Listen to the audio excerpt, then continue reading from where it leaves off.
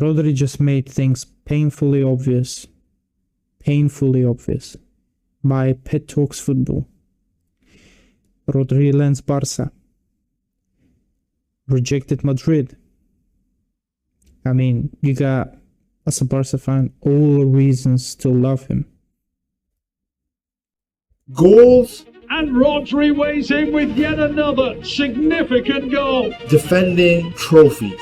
Rodri will reach for the gleaming trophy. Mejor jugador del torneo. Everything about him in this tournament was just spot on. Recognize your work as individual, but everything I do is to win as a team.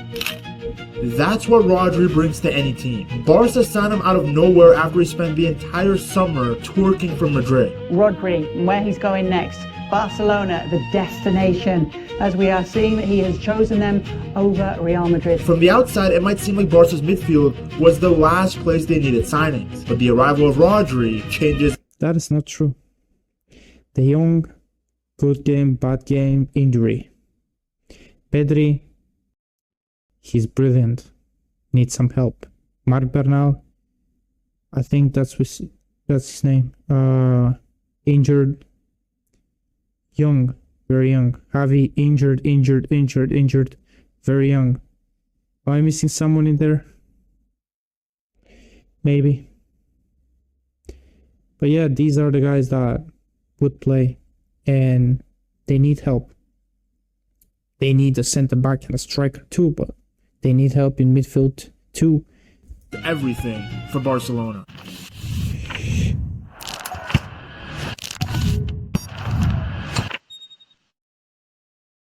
Whenever you have the opportunity to sign the best player in a certain position, you take it. And for the past few seasons, Rodri has been the best holding midfielder in the world. So you've now got... Rodri has been in a certain position, you take it. And for the past few seasons, Rodri has been the best holding midfielder in the world. So you've now got one of the best players in that position in the world. While the highlights might have gone to the likes of Kevin De Bruyne and Haaland, Rodri was City's most important player. In the treble-winning season, his consistency was insane. But without him, we could not do what we are doing. He completed over 91% of his passes and finished first in the Premier League for completed passes. He also became even more dominant defensively, winning nearly 70% of his aerial duels, averaging more than 4 interceptions per game and averaging 6.63 recoveries in the opposition half. Rodri is absolutely fit so well for City system. If you take him out, it's different City. Because for me at City, this is the hardest position to play. It's the hardest. And Rodri suits there so well. What makes Rodri so valuable was how much freedom he gave everyone around him. Pep trusted him to protect the defense almost by himself. That allowed players like John Stones to step into the midfield without worrying about leaving space behind, because Rodri always seemed to be in the right position. He controlled City's build-up from deep, broke opposition lines with his passing, and constantly cleaned up the dangers before the attacks could even develop. Not only was he a monster defensively, but he kept popping up with clutch goals. In the Champions League quarterfinal against Bayern Munich, with the game still scoreless, Rodri picked up the ball outside the box and did this. Away from Musiala. Oh, brilliant! Then in the final, he scored the only goal of the game to beat Inter. Try of handball, but they don't need it! It's Rodri! That goal gave City its first ever European Cup and completed one of the greatest seasons in English football history. Rodri was deservedly named the man of the match in the final and finished the campaign as UEFA Champions League Player of the Season. If the 2022-2023 season established Rodri as the best holding midfielder in the world, then the 2023-2024 season established him as the best player in the world.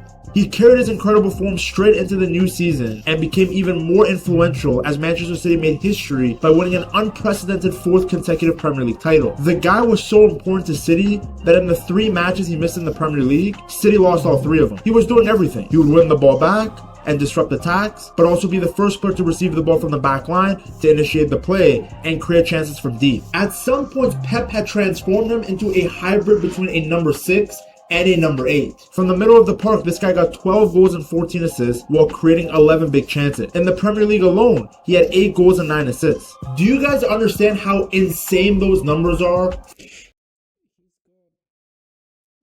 Around 35 goals, maybe 40 in his career.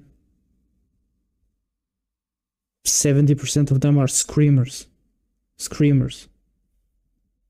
For a player whose primary responsibility is to offer a layer of protection in front of the back line, Rodri had the most accurate passes in the Premier League, 388 more than the next best in Lewis Dunk, who's a center back. As if that wasn't impressive enough, he achieved this feat with a 92% pass accuracy. But it's not like he was some side-to-side pass merchant like Declan Rice. He also had the most successful passes in the final third amongst all Premier League players. His goal contributions also came at clutch moments. He scored a late winner against Sheffield, a late equalizer to get a draw against Chelsea, and a banger against West Ham on the final day to help City lift yet another Premier League title. Now, don't let the fantastic attacking numbers take away from all the dirty work he does on the defensive end. He recovered possession 235 times. Only Bruno Guimaraes had more, and that's because he played more minutes. But you don't even need stats to see Rodri's defensive impact. The guy wins headers, puts in a crunching tackle. He's better defensively than all of Barca's midfielders. His dominance doesn't get sent off too. He's in a very dangerous position. He wouldn't want to let anyone behind his back. didn't stop at the club level. At the 2024 Euros, he anchored Spain's midfield right behind Olmo and Fabian Ruiz as Spain lifted the European Championship. He protected the back line and his passing kept Spain moving forward. That's why he was named the player of the tournament. When you see all so unfortunate in the final. And before you say anything, that was the year he won the Ballon d'Or. And yes, he absolutely deserved it. The other guy, brilliant in the Champions League. Brilliant in La Liga. Not brilliant in La Liga, like he scored like 10 goals in La Liga all season. But at the Copa America, yeah, nowhere to be seen. All of these accomplishments, you realize how insane Madrid fans were for thinking that Rodri scammed the Ballon d'Or. We know how important international tournaments are during a Ballon d'Or season, and Rodri balled out for club and country. The guy got 25 goal contributions as a center defensive mid, while winning the Premier League and a major international tournament. Like, come on. Now, when Rodri got injured, a lot of people thought he could never return to his 2024 form, but as we saw at the World Cup, this guy is still the very best in his position. He was a big reason why Spain had the best defense in the tournament. He finished the tournament with 26 tackles, the highest total of any player, constantly stopping counterattack. His defensive work covered every area of the pitch. 1 minute he was making a last-ditch challenge just outside his own penalty area, and the next minute he was pressing high up the pitch to win possession back within seconds. Spain were fully in control of every game, and it was because of Rodri. Across Spain's 8 matches, he completed an astonishing 790 passes, breaking his own World Cup record from 2022 and completely surpassing Xavi's previous tournament record from Spain's famous 2010 win. He completed around 92% of his passes, while averaging close to 100 successful passes every single game. He led the entire World Cup in completed passes into the final third, completing 204 of them at an outstanding 91.9% accuracy. I still very much wholeheartedly believe that Messi deserved to be the player of the tournament at the 2026 World Cup. Yeah. Facts. But I'm not crying. I don't really care. And that FIFA only didn't give it to him because they feared the backlash they would receive. Because remember, the award is voted for before the final. It still shows you just how good Rodri is that he won another Best Player of the Tournament award in a major international tournament. He didn't need any goals or assists to show his impact. And it's not a coincidence that every time Spain has won something, it's because of Rodri. Now Barca are hoping that he brings all of those qualities to their team. Ever since... Of course, he will. Hopefully he's scheduled a surgery. Oh, I hope everything goes well. And once he returns, I hope he stays injury free, because at age 30, he deserves to have a few more years of, great football. Sergio Busquets left Barcelona, the club had been searching for someone capable of replacing him. They tried with De Jong, but realized he wasn't defensively good enough to be a sole pivot. They got Romeu, tried Gundogan deeper, even Christensen played there a few times. While Rodri changes that immediately. He offers many of the same qualities that made Busquets special, while adding new dimensions to the role. He has the intelligence and positioning that defined Busquets, but combines it with greater athleticism, superior aerial ability, and a genuine goal threat from distance. It's just the modern evolution of the defensive midfielder. He gives Hansi Flick exactly what every successful Barcelona team always had. A midfielder who can control games, protect the defense, and allow everyone around him to play with more freedom. Flick's system relies on an aggressive high press and a defensive line that pushes close to the halfway line. That naturally leaves space behind whenever possession is lost. Rodri is the perfect player to protect those situations. His positioning is second to none. He reads passing lanes well, dominates aerial duels, and isn't afraid to stop dangerous counterattacks before they can gather momentum. His ability to play under pressure is just as valuable. Few midfielders in world football are as comfortable receiving the ball with opponents closing in from every direction. Rodri regularly drops between the center backs, turns away from pressure, and immediately finds progressive passes that break opposition lines. He's also very familiar with everyone on the team, having played over 23,000 minutes with them. Majority of it came from the Barca guys that played on Spain, but he also did play with some of these guys at City. The fact that he has already such an established connection with the likes of Pedri and Olmo is huge, because in many situations, that's going to be Barca's starting midfield. As we can see from this graphic from The Athletic, this is how the three of them moved around at the 2026 World Cup. Playing as Spain's lone holding midfielder, Rodri acted as the shield in front of the back four. His presence gave attacking players like Dani Olmo the freedom to push further up the pitch and find dangerous pockets of space between the opposition's midfield and defense. They could do this knowing someone was always protecting the space behind them. That's one of the biggest benefits of Rodri. His stability allows the other players to have more freedom. Pedri would no longer need to spend so much energy helping defensively. Instead, he could operate further up the pitch. Someone like Gavi could also benefit enormously. His relentless pressing, aggression, and energy perfectly complement Rodri's calm positional discipline. While Gavi flies forward to win the ball back, Rodri naturally slides across to protect the spaces behind him. The same can be applied to Dani Olmo and Fermin Lopez. To get that experience in there to go alongside the likes of Pedri, if Pedri can keep himself fit and playing well, and one or two others that are already there, Fermin Lopez, Dani Olmo,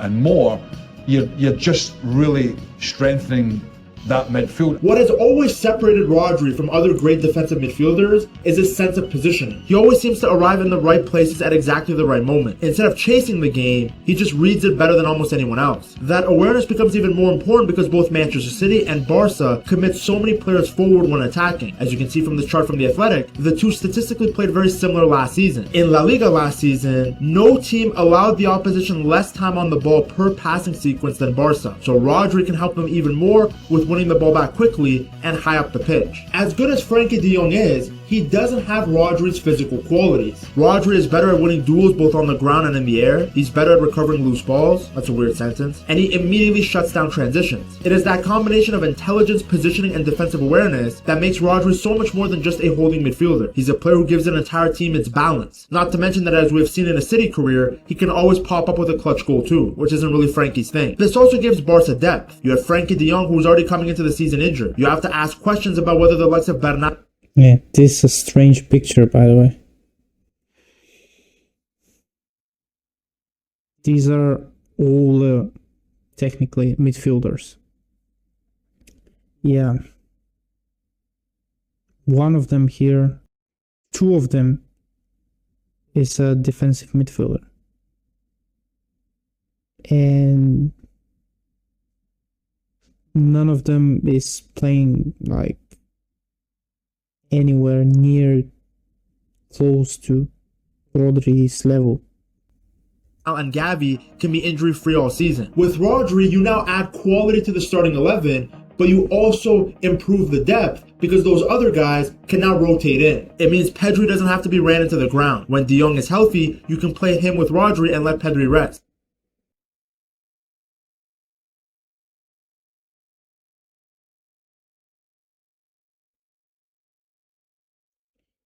Okay. I see it. It just opens an infinite number of double pivot connections. The other thing is that not only does Rodri make Barca stronger, but at the same time, he makes Madrid weaker. Obviously, there were suggestions that Real Madrid need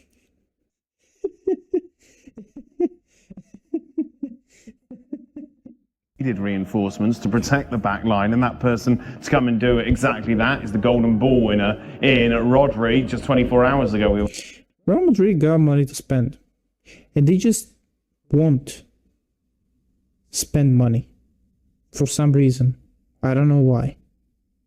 On defensive reinforcements. They need a very good, experienced centre back.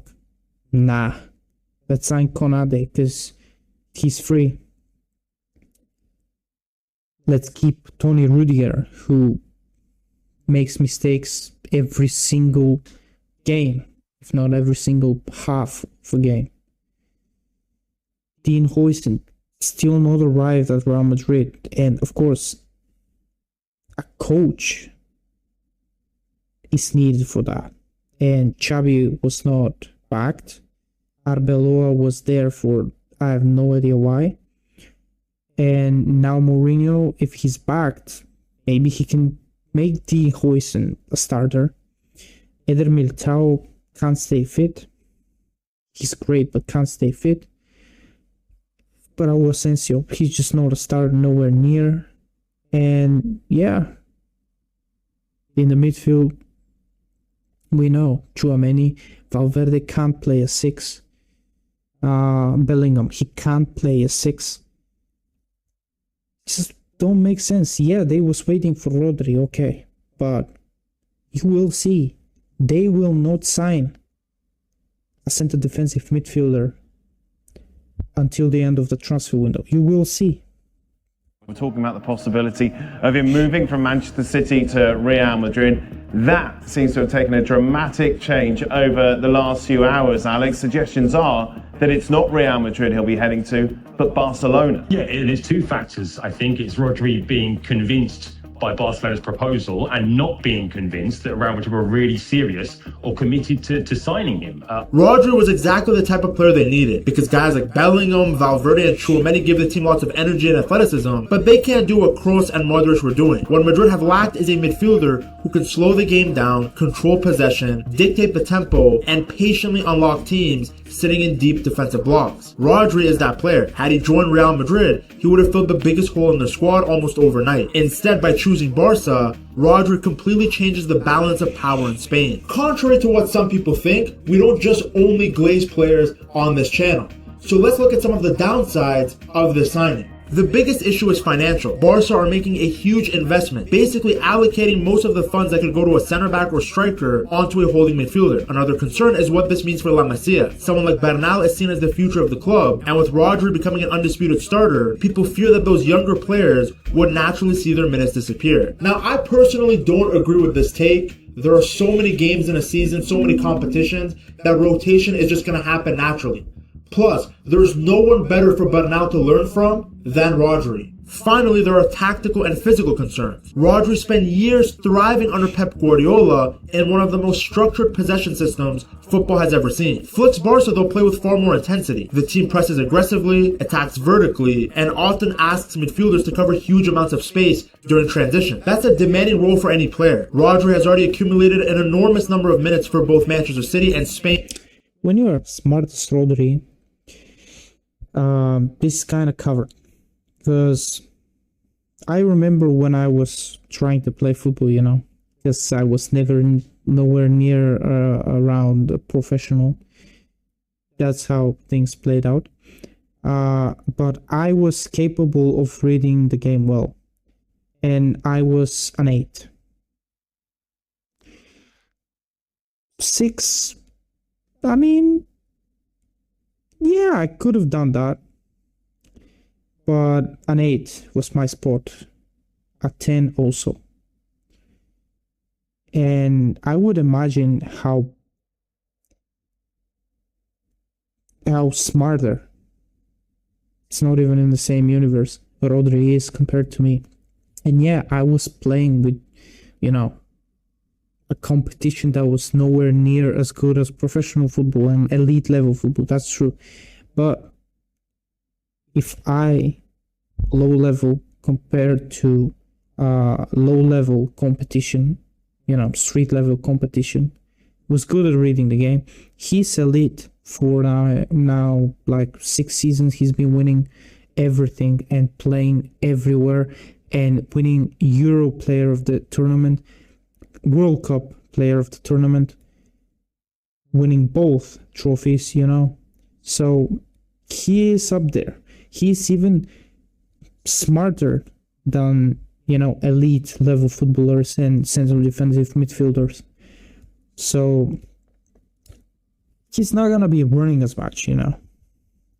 But yes, still Barca have a possession-based football. So that's good because he's been excelling into possession-based football. Spain, Man City, you know. He was born as an Atletico Madrid player. I'm not sure who he played for before Atletico Madrid, but you know, they are not possession-based football. I mean, they are, but not against big sides. Meanwhile, him, big Man City, big Spain, just they're not gonna give you the ball. And he was able to not run as much when you have the ball, you know. And Barca, yeah, they play very, very high line. Man City, no. Spain, no. But you know, players are also gonna run for him, and yeah, Barca are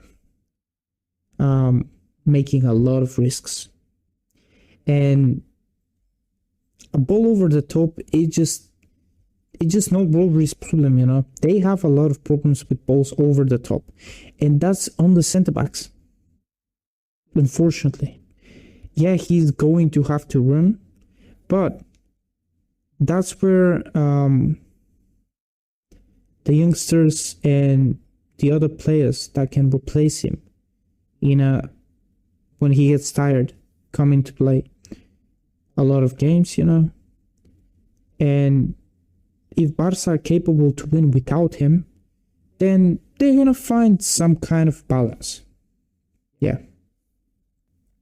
Over the last several seasons, and he's also had to deal with recent physical issues, including back surgery. He has had some injury concerns. And he's also had to deal with recent physical issues, including back surgery. He has had some injury concerns, particularly the long-term injury he recently got over, which is not easy. Asking him to anchor Flick's high-intensity system every week at 30 years old naturally raises questions about whether he can maintain the same level over an entire season without increasing the risk of fatigue or injury. Now, the good thing for Rodri is that Flick is a genius. To see how the German manager completely transformed Barca, you gotta watch this video right here.